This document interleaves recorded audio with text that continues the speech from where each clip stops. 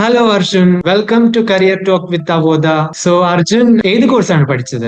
AutoCAD SolidWorks CATIA in Malayalam. Online ആയിരുന്നു offline ആയിരുന്നു course ചെയ്തത്? ഓൺലൈൻ കോഴ്സ് ആണ് അറ്റൻഡ് ചെയ്തത്. ജാബ് സെഷൻ അതിലൊക്കെ ജോയിൻ ചെയ്യാറുണ്ടായിരുന്നു?